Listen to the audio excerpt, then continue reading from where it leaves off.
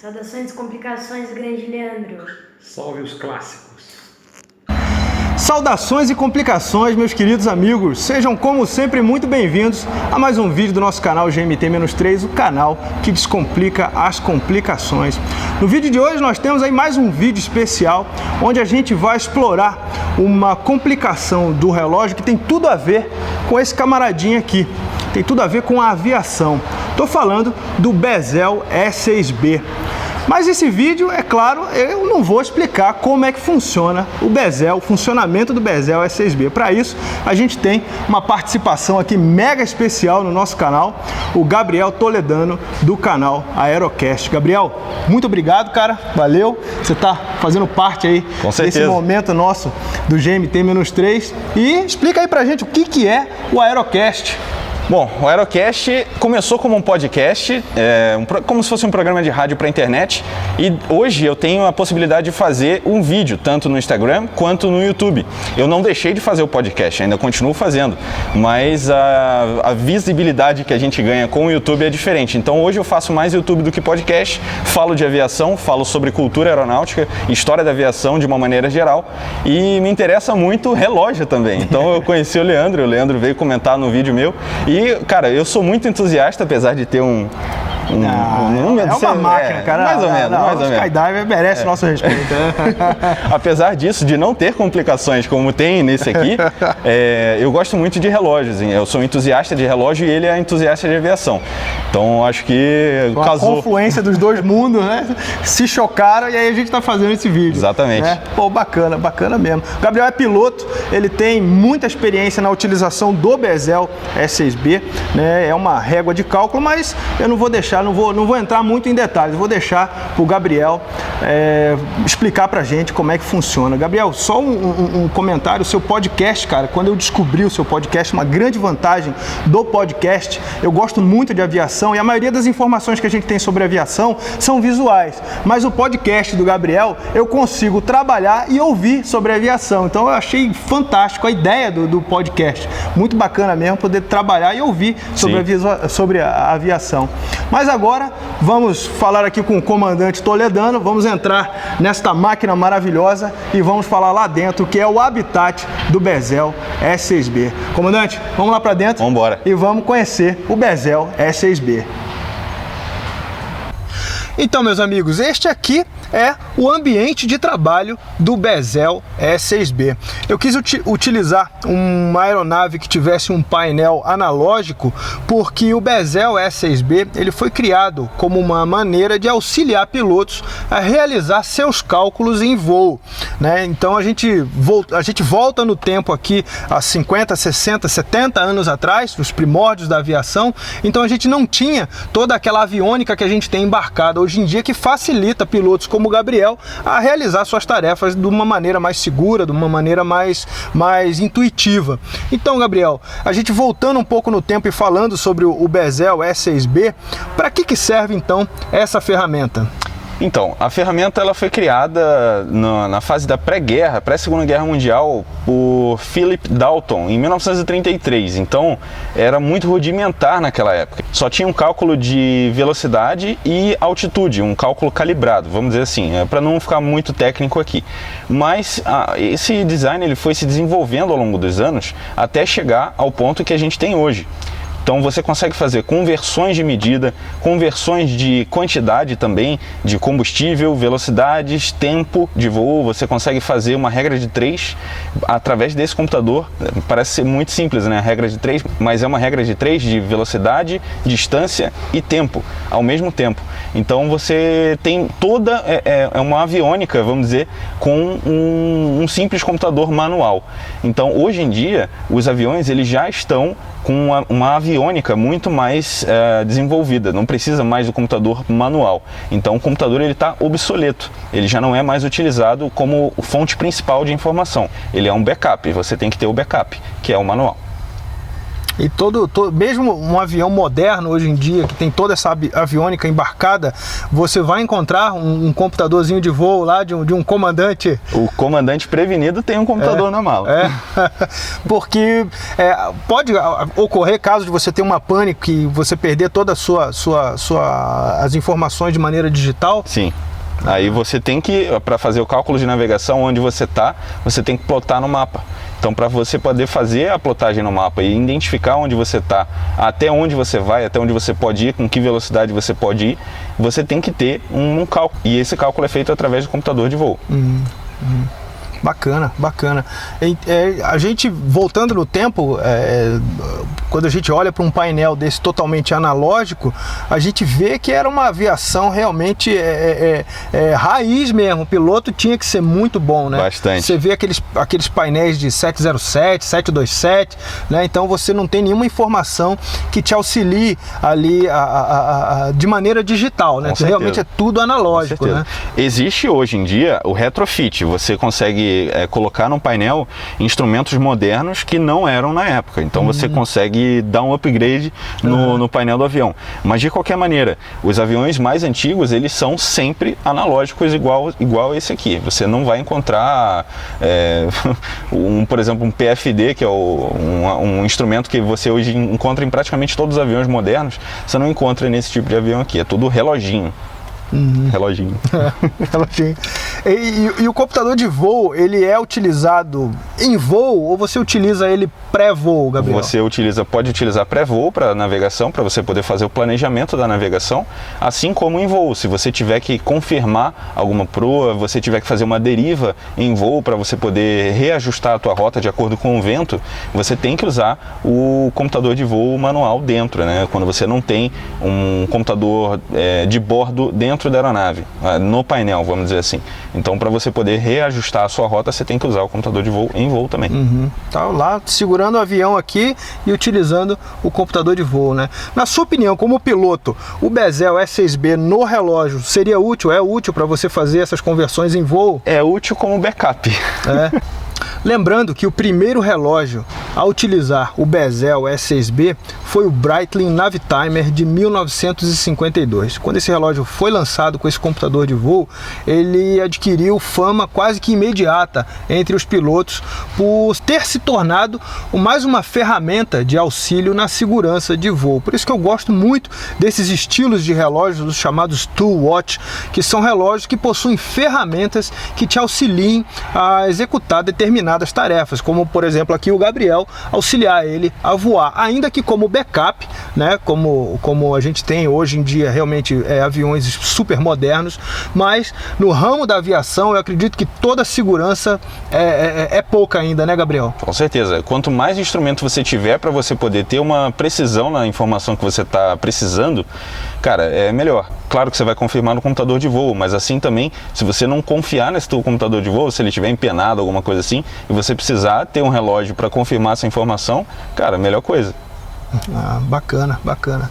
Então, Gabriel, eu queria agora poder pegar o relógio, né, com o computador de voo e o seu computador de voo e a gente poder realizar alguns cálculos para que as pessoas saibam quais são as conversões que a pessoa pode fazer com o computador de voo. Eu acho legal que quando você fala bastante de unidades diferentes, você, às vezes, na aviação, eu acredito que existem países que usem litros, países que usem galões, né? Então, eu acho que o computador de voo nesse sentido auxilia muito a pessoa, né, a fazer essas conversões e transformá-las numa linguagem única. E às vezes até o próprio fabricante do avião, você está voando num país, por exemplo, a gente voa no Brasil, a gente voa pés, não voa metros. Então, só que algumas medidas elas são usadas em metros, então para você poder fazer a conversão de pé para metro, é um negócio complicado assim, mas isso aqui ajuda bastante. Legal, legal. Então vamos agora conferir quais são os cálculos que a gente consegue fazer com esse meninão aqui, certo, meus amigos?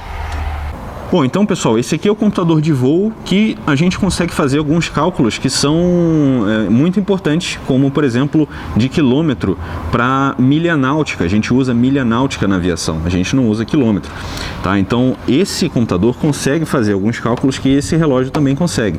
Por exemplo, a gente pode colocar em 12 quilômetros aqui, ó, em 12 quilômetros não, perdão, 13 quilômetros, a gente pode colocar, vocês conseguem ver que existe uma escala de km aqui, que está batendo com a escala de nautical aqui em cima.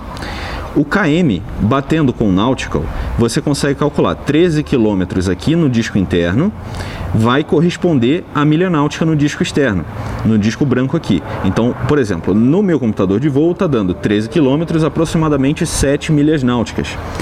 No computador de voo que tem no relógio, no bezel, você consegue ver também aqui em cima, você está vendo 13 aqui no quilômetro, ele colocou a escala de 13, e você consegue ver em milha náutica, você consegue ver aqui. Então está dando exatamente 70, que no caso da escala é 7 milhas náuticas, exatamente como está aqui, ó. Só que a diferença desse é que o bezel, ele é móvel, e aqui eu consigo mover tanto o disco interno quanto o disco externo. Então, por isso que aqui está dando uma escala junto de quilômetro com o Nautical Mile, porque aqui ele é o disco fixo, tá? Se tivesse o disco móvel também não teria problema. Bom, e outro cálculo que pode ser feito também com o computador de voo, tanto quanto o relógio, é o cálculo de quanto tempo você vai precisar para viajar numa velocidade determinada, numa distância determinada. Então, por exemplo, aqui a gente vai voar numa hipótese que a gente esteja voando a 300 nós, que a gente voa em nó. Então, eu vou colocar a minha escala em 30, que é a escala dos 300 também. Com essa possibilidade da escala de voando a 300 nós, a gente voa, por exemplo, 200 milhas. Quanto tempo eu vou precisar para voar 200 milhas a 300 nós? Nesse computador de voo, eu já setei o meu tempo para 300 milhas e eu vou 300 nós, perdão, e a gente vai voar 200 milhas. Então, a escala do 200 aqui em cima, no disco branco, equivale a 40 minutos no computador de voo. Então, exatamente 40 minutos a gente vai precisar para fazer essa viagem. No computador do relógio, você também consegue colocar. O Leandro vai colocar no 30, tá certinho. No 30, exatamente. Você consegue ver aqui na escala do 20, você tá dando 40 minutos também. Então, é exatamente um computador de voo que dentro do seu relógio. Você consegue fazer o cálculo de regra de 3 praticamente dentro do seu relógio. Uma regra de 3 aeronáutica, claro, né? Mas que pode ser transferível também para automobilismo, coisas assim. Bom, e tem uma conversão também que é muito interessante para quem não só voa, quem, por exemplo, faz uma viagem para os Estados Unidos, lá você não abastece o carro em litro, você abastece em galão americano, tá? Então, a gente consegue também fazer essa conversão para aviação. Vamos lá então. Aqui no disco branco tem US Gallon e a gente vai colocar o litro no disco interno. Então, o litro ele tem que bater com US Gallon aqui, ó. Setinha com setinha, liters, US Gallon, certo? Então a gente vai pegar quanto que é 10 litros no disco interno, 10 litros, a correspondência dele em US Gallon. 2,64 aqui, mais ou menos, aproximadamente, tá? O galão é o disco branco, certo? A mesma coisa acontece no relógio. O Leandro colocou bem certinho o 10 no litro e a correspondência exata em galão americano. Você consegue ver o litro aqui e o galão americano aqui. Então, é mais ou menos, é porque você não consegue ver, a escala do relógio não tá com o 26 ali, mas logo depois do 25 tem um outro risquinho, você consegue plenamente identificar que é 2,64. Então, existem outras calibrações, libra para quilo, pé para metro, para quilômetro, todas essas possibilidades existem nesse relógio aqui. Então, a gente não está limitado só nesses exemplos que eu te dei aqui agora.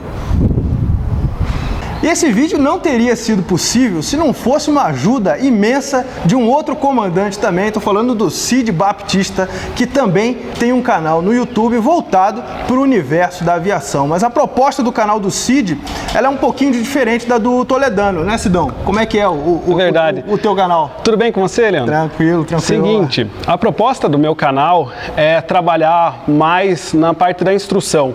Na época que eu comecei a fazer vídeos, o pessoal simplesmente gravava o voo, soltava no ar e ficava por aí. Eu tento trazer um pouco de conhecimento dessa área para as pessoas que não são tão da área ou que estão no começo. Inclusive, se vocês forem lá conferir meu canal, eu espero que gostem do conteúdo, youtube.com/Cid Baptista, vai aparecer o link aqui embaixo. Vai ter o link do Sidão, vai ter o link do Toledano. Se inscreva lá. Se inscreva no Toledano, se inscreva aqui, se você é novo. Eu pretendo trazer esse conteúdo mais simplificado, assim, vamos dizer, eu coloco legenda, sabe aquele vídeo que você escuta o áudio da torre e você não entende nada?